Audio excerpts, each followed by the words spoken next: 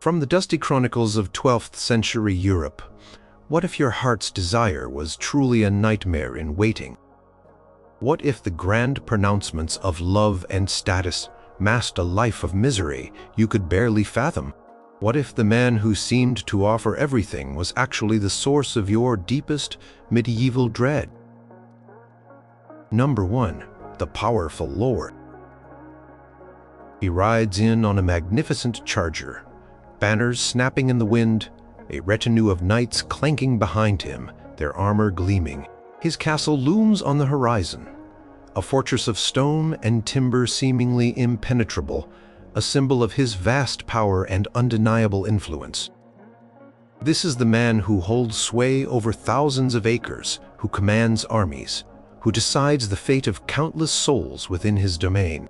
He is the ultimate catch in the medieval world, the apex of the social pyramid, promising unparalleled security and a life of unimaginable luxury. His wealth is measured in broad swaths of land, in the number of knights he can raise, in the silver and gold collected from his tenants. For a young woman from a lesser noble family, or even a strategically chosen merchant's daughter, a marriage to such a man represents the pinnacle of ambition, a guarantee of comfort and status that few could ever dream of. You would wear the finest silks, eat from silver platters, and have a retinue of servants at your beck and call. Protection of his formidable walls and his powerful name would seem like an unbreakable shield against the harsh realities of the age. But the very strength that makes him so appealing is also the source of an insidious, all-encompassing danger. The absolute power of a medieval lord is a double-edged sword, and its sharpest edge often turns inward towards his own household. His whims are law, his decisions are final, and his personal life is no exception to this unchecked authority.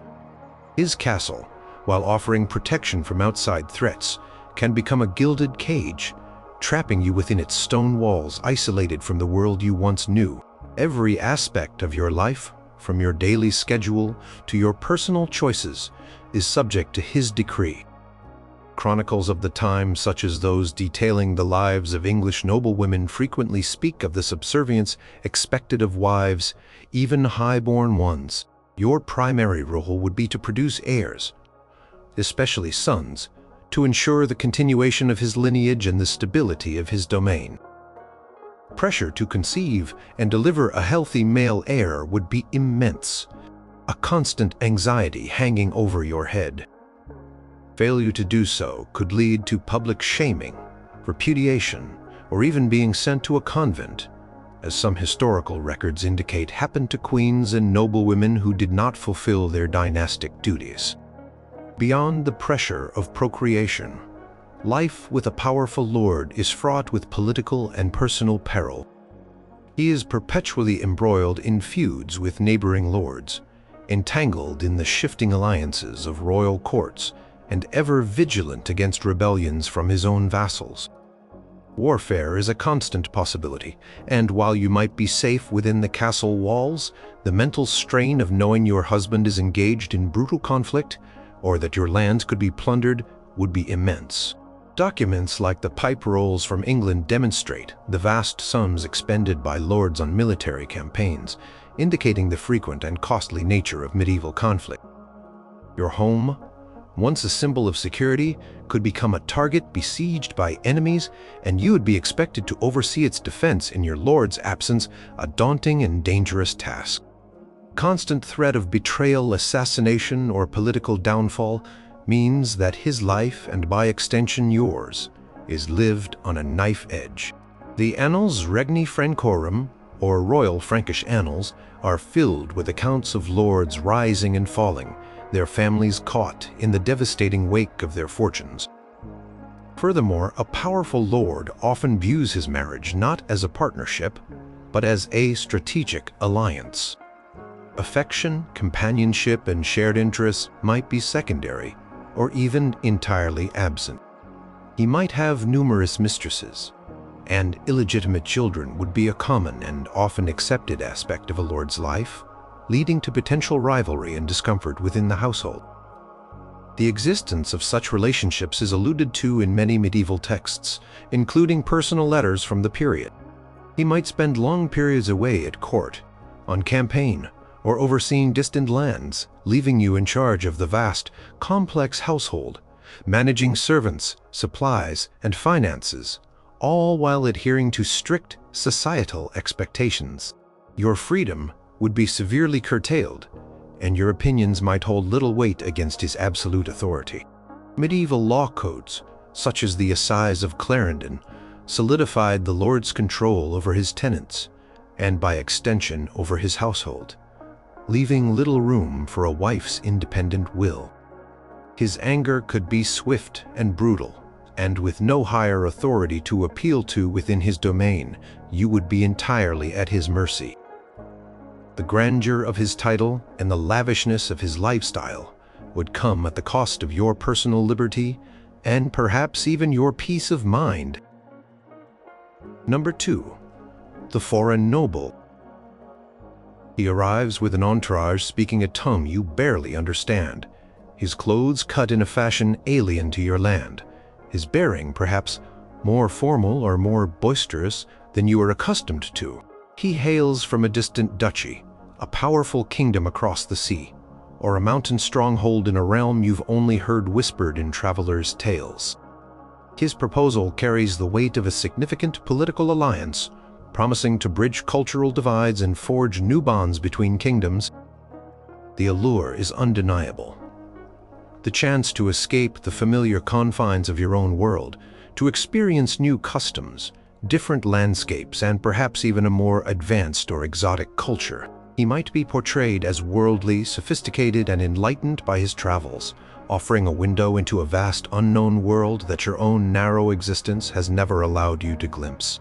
His wealth, measured in the strange coins of his homeland, might seem immense, and the thought of being a lady in a distant, powerful court holds a certain romantic appeal.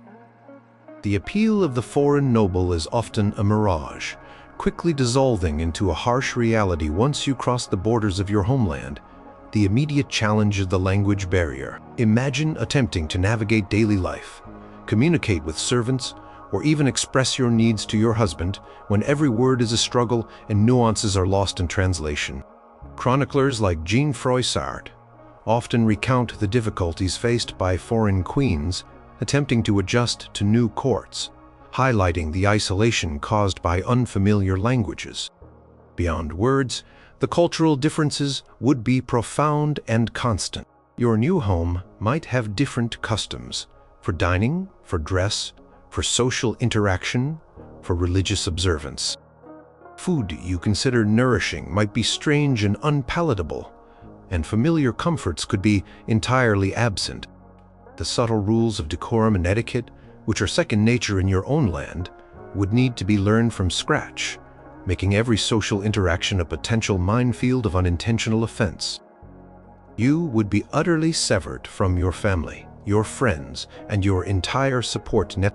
Letters could take weeks or months to arrive, if they arrived at all, and visits would be rare, perhaps never happening. This profound isolation, far from all that is familiar and comforting, could lead to deep loneliness and despair.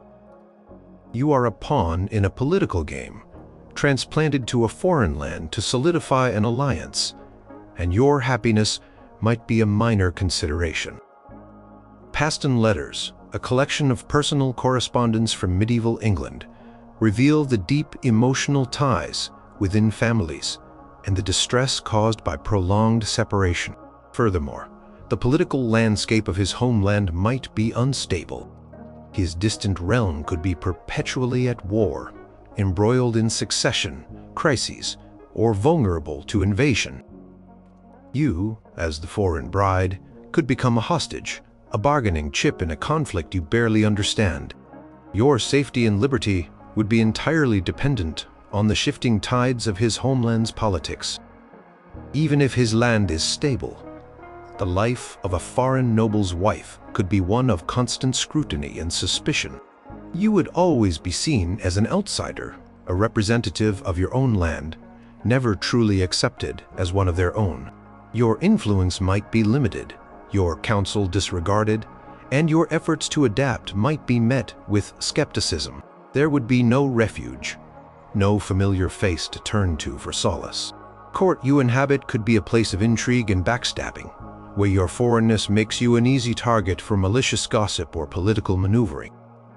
Historian Georges Duby, in his studies of medieval marriage, frequently points out the challenges faced by women used as political pawns, emphasizing the emotional toll of such unions. The exotic appeal quickly fades, replaced by the grim reality of a life lived as a perpetual stranger in a strange land, forever yearning for the comfort and familiarity of your own people. Number 3. The Moneylender's Son. He dresses in rich fabrics, perhaps even finer than those of some minor nobles, and his family's house in the bustling town or city is grand, filled with imported silks and exotic spices.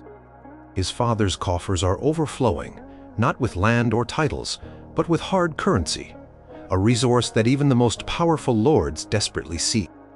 In an age where wealth was largely tied to agriculture and feudal holdings, the moneylender's son represents a different kind of power, one rooted in finance and commerce.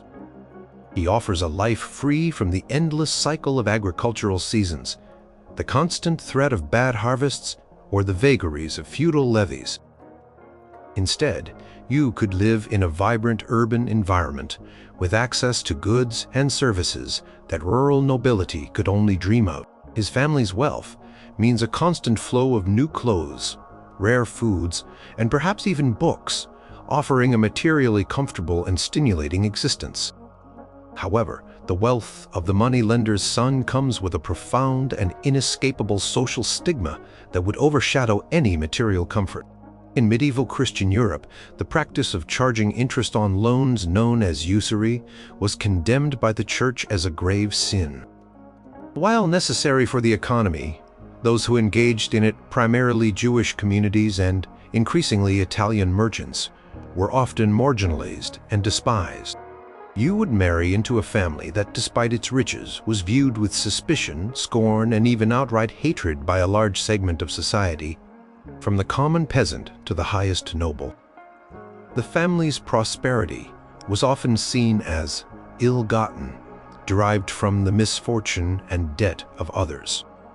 Accounts from the Vatican archives and various synods clearly outline the Church's condemnation of usury throughout the period. This social condemnation was not merely theoretical. It manifested in real and dangerous ways. Jewish communities, who were often restricted to money lending as one of the few professions open to them, faced periodic persecution, expulsions, and violence throughout the Middle Ages. Royal decrees across England, France, and other kingdoms, often instigated by the Church or popular sentiment, would lead to the confiscation of their property and their forced removal from cities or even entire countries. While Italian bankers were generally treated better, they too could face resentment and suspicion, especially if a powerful noble defaulted on a loan. Marrying into such a family means you would inherit this precarious social standing. Your children would bear the same stigma, regardless of their piety or good deeds. Your family would always exist on the fringes of acceptable society, never fully integrated, always vulnerable to the shifting winds of prejudice and economic hardship. Even if the moneylender's son himself is a good man, his family's profession would dictate your social reality. You might not be welcome in certain aristocratic circles, your attempts to integrate into high society rebuffed. Your wealth, while undeniable, would be viewed with disdain rather than admiration. Imagine living in a luxurious home, yet knowing that your very existence is a constant source of resentment for many around you. Pressure to live lavishly to display their wealth might also be immense, as it was often the only way for such families to assert their status. Yet this could also invite further envy and animosity. The economic treatises of the era, while sometimes acknowledging the necessity of loans, also often reflect the prevailing negative moral judgments against usury. Life with a moneylender's son, despite its apparent comfort, would be a constant negotiation of social ostracism and potential danger, a life where your family's prosperity is both a blessing and a perpetual curse. Number 4. The brash braggart. He has a way with words, a charming smile, and a story for every occasion. He talks of grand adventures, of brave deeds on distant battlefields, of influential friends in high places, and of a future filled with wealth and renown. He might have a flamboyant style of dress, perhaps a bit too loud, a bit too flashy, but it catches the eye. He seems confident, audacious, and unafraid, promising a life of excitement and constant entertainment. Perhaps he has a knack for making you laugh, for weaving elaborate tales that make ordinary life seem dull by comparison. He might seem like a breath of fresh air, a daring spirit in a world often bound by rigid tradition. His self-assuredness can be magnetic, pulling you into his orbit with the promise of a life far more interesting than anything you could have imagined. He speaks of honor and courage, of great connections, and how he will elevate your status beyond measure. But the brash braggart's tales are often just that, tales.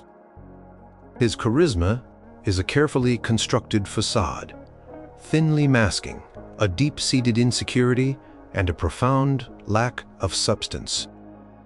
His grand adventures often turn out to be minor skirmishes, exaggerated beyond recognition. His influential friends, merely acquaintances who tolerate him, and his wealth, a carefully managed illusion, or worse, built on debt. Ballads and popular narratives of the medieval period frequently featured characters whose words far outstripped their deeds, serving as cautionary examples. Constant need for admiration and validation drives his every action. He will talk endlessly about himself, his achievements, and his supposed brilliance, leaving little room for your thoughts, feelings, or accomplishments. Your role would be to serve as a perpetual audience, a silent admirer, bolstering his fragile ego with your unwavering attention. His boasts, while entertaining at first, quickly become tiresome and embarrassing. He might make promises he cannot keep, commit to ventures he cannot afford, or insult people he cannot afford to alienate, all in an attempt to maintain his inflated self-image. Court records from medieval times sometimes document disputes arising from false claims or broken agreements, illustrating the practical consequences of such boastful behavior. He may engage in reckless behavior to prove his supposed bravery or prowess, putting himself and by extension you in dangerous situations. He might pick fights, challenge powerful figures, or make unwise investments, leaving you to deal with the fallout. His financial situation, despite his grand pronouncements, would likely be precarious, as his focus is on outward show rather than practical management. He might be constantly chasing the next scheme, the next grand gesture, never building a stable foundation. Life with a brash braggart would be a continuous cycle of superficial highs and crushing lows. You would live under the shadow of his inflated ego, constantly worried about when his carefully constructed illusion would shatter. When confronted with reality, he might become defensive, irritable, or even abusive, lashing out at those closest to him to deflect from his own failings. Public embarrassment caused by his falsehoods or reckless actions would reflect poorly on you, as wives in medieval society were often judged by the standing of their husbands. You would find yourself constantly apologizing, making excuses, or trying to smooth over the ripples created by his latest pronouncement. His lack of true substance means that beneath the dazzling talk, there is no genuine emotional connection, no shared reality, only the endless performance. The true cost would be your peace of mind, your reputation, and any hope for a life grounded in honesty and respect. Number 5. The pious. He attends Mass daily, his prayers are long and fervent, and he speaks with unwavering conviction about the path to salvation and the sanctity of a virtuous life. His reputation in the community is spotless, built on a foundation of devout adherence to religious doctrine and an unwavering commitment to moral rectitude. He might be a man of considerable learning, perhaps even having spent time in a monastery before choosing a secular life, well versed in theological texts and the lives of the saints. His serious demeanor and unwavering faith might seem appealing, suggesting a stable, honorable, and upright partner, one who would never stray from the righteous path. He would offer a life free from the worldly temptations and moral ambiguities that plagued so many others, a clear and guided existence centered on spiritual elevation. For a woman raised with strong religious values, he might seem like the ideal choice, a partner who would lead her closer to God. However, the pious prude's unwavering devotion often comes at the expense of earthly joy, warmth, and genuine human connection. His extreme piety can translate into a life of severe austerity, where self-denial and ascetic practices are prioritized over comfort and pleasure. He might insist on frequent fasting, long periods of prayer, and strict adherence to every single church observance regardless of practicality or personal preference. Accounts of monastic life and the writings of figures like St. Francis of Assisi demonstrate the radical self-abnegation that was admired, and such a man might attempt to impose similar disciplines on his household. Music, dancing, vibrant clothes, and light-hearted revelry, which were common aspects of medieval social life, might be seen as frivolous distractions or even sinful temptations, strictly forbidden within your home. His moral compass, while seemingly admirable, can become a constant source of judgment and criticism. Every word, every action, every thought might be scrutinized against an impossibly high standard of piety. He might see the slightest transgression as a grave sin, leading to perpetual guilt and self-reproach within the household. There would be little room for spontaneity, for levity, or for the simple joys of life. His focus would be almost entirely on the spiritual, viewing marriage primarily as a means for procreation and avoiding sin, rather than as a source of companionship or affection. The Liber Augustalis and other legal codes of the time, while not directly addressing individual piety, certainly reflect the Church's pervasive influence on daily life and moral conduct. He might be unyielding in his expectations, demanding that you conform to his rigid interpretations of Scripture and moral behavior, regardless of your own spiritual path or comfort. Life with the pious prude could feel like a perpetual sermon. Conversations might invariably turn to theological debates, the nature of sin, or the path to salvation, leaving little room for mundane concerns or light-hearted banter. He might actively discourage any worldly pursuits or friendships that he deems morally questionable.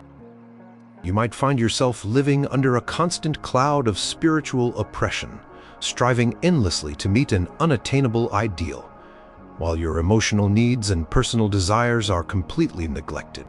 The intellectual and emotional connection you might seek in a marriage would be sacrificed for an often cold and unforgiving spiritual regime. While his intentions might be pure, the practical reality of living with such unwavering and severe piety can be a deeply isolating and emotionally draining experience, leaving you longing for a touch of humanity and a moment of genuine warmth. Number 6. The Aged Baron.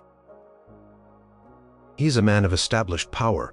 His lineage stretches back through generations, and his castle stands as a testament to his long-held influence and wealth. His name carries weight in the county, and his lands are extensive, providing a sense of ultimate security and stability. He offers a ready-made life of comfort and social standing, a position that many younger, less established men could only dream of providing. His experience in managing his estates and navigating the complex world of medieval politics might seem reassuring, suggesting a steady hand at the helm. For a young woman from a noble family, perhaps one with limited prospects, or a need for a powerful alliance, marrying an aged baron could seem like a prudent and practical choice, elevating her status and ensuring her future without the uncertainties of a younger, unproven suitor. You would step into a life of established luxury, with servants, fine clothing, and a secure position in society. The aged baron comes with a significant and often overlooked set of burdens that can quickly turn his established comfort into a source of deep misery. His advanced age means that his health might be failing, leading to a life spent nursing him, attending to his ailments, and managing his household through his periods of infirmity. The lack of companionship with a man so much older than you can be profound. The gap in life experiences, interest, and physical vitality could create an emotional chasm, leaving you isolated within your own marriage. While the average lifespan was shorter in medieval times, some individuals lived into their elder years, and the challenges of caring for them were significant. Marriage to an old baron often comes with the unspoken or sometimes explicit expectation of producing an heir, particularly if his previous wives have failed to do so, or if his existing children are too few or infirm. This puts immense pressure on the young wife, turning procreation into a stark duty rather than a joyful part of married life. Furthermore, he likely has numerous children from previous marriages, many of them older than you are. These stepchildren, especially adult sons, could resent your presence, viewing you as an interloper, a threat to their inheritance, or a youthful replacement for their deceased mother. This can lead to intense household rivalries, power struggles, and a constant atmosphere of tension and distrust. The intricate legal battles over dower rights and inheritance, often found in medieval court records and family histories, illustrate the significant challenges faced by stepmothers and stepchildren alike. Even if he passes away relatively soon, you would then become a dowager, a widow with potentially complicated dower lands. While dower rights were legally established, they were frequently contested by the deceased baron's male heirs, leading to lengthy and draining legal disputes or even physical confrontation, leaving you vulnerable and exposed. Your future, even as a wealthy widow, would still be uncertain. You might be forced into another marriage for political expediency, or to ensure the continued management of your dower lands, stripping you of any newfound autonomy. The possibility of marrying into a family with existing complex dynamics means trading one set of burdens for another. Living with the aged baron means living under the shadow of past marriages, with the constant reminder of his mortality and the complex web of family loyalties that predate your arrival. The security he offers often comes at the cost of your personal happiness, emotional fulfillment, and true independence, leaving you to navigate a life dictated by the echoes of his past and the uncertainties of his future. Number 7. The Landless Knight. He cuts a dashing figure, strong of arm and brave of heart, perhaps with a scar or two that hint at past glories. He might be charming, telling tales of daring deeds on the battlefield or triumphs in the tourney grounds. He embodies the ideal of chivalry, a knight sworn to honor and duty. And for a romantic soul, he might seem like the perfect hero from a minstrel's song. He is perhaps a younger son of a noble family, trained in arms but without an inheritance to call his own. His appeal lies in his prowess, his strength, and the promise of a life lived on the edge of excitement and adventure, far from the mundane routines of managing an estate. He projects an aura of freedom and daring, of a man who makes his own way in the world through skill and courage. The landless knight, despite his romantic allure, is a perpetual wanderer, often a mercenary, and a significant source of instability and hardship. His lack of land means he has no fixed income, no secure base, and no way to provide for a family beyond what he can earn through warfare, patronage, or, in desperate times, plunder. This means a life of constant movement, following whichever lord offers the best pay or the most promising campaign. You would be uprooted frequently, living in temporary lodgings, or perhaps in the outer reaches of a lord's castle as part of his household. The Anglo-Saxon Chronicle and other historical accounts frequently describe the movement of retinues and mercenary bands, highlighting the rootless existence of many such knights. Stability, a cornerstone of medieval security, would be entirely absent from your life. His profession is inherently dangerous. Warfare in the medieval period was brutal, often resulting in severe injury, crippling disability, or swift death. Every time he rides off to battle, you would face the gnawing fear that he will not return, or that he will come back maimed and unable to provide. The high cost of knightly equipment, from armor to horses, meant that many landless knights were perpetually in debt, struggling to maintain the tools of their trade. Records of debts and pledges among medieval knights are common, underscoring their financial precarity. If he is captured, the ransom demanded could bankrupt you and your family, or force you to rely on the uncertain generosity of his patron. Even if he survives, the psychological toll of constant violence could make him a difficult and volatile partner, prone to sudden rages or deep melancholia. Beyond the battlefield, his honor might be a fragile thing, easily compromised by the need for survival. He might resort to banditry, extortion, or other illicit activities to make ends meet, dragging his family into disrepute and danger. His social standing, while technically noble, is often precarious, resting entirely on his patron's whim. Should his patron fall out of favor or choose to dismiss him, he would be cast adrift, with no means of support. Life with a landless knight means a life lived on the very edge of medieval society, constantly battling poverty, danger, and the inherent instability of a man who owns nothing but his sword and his uncertain reputation.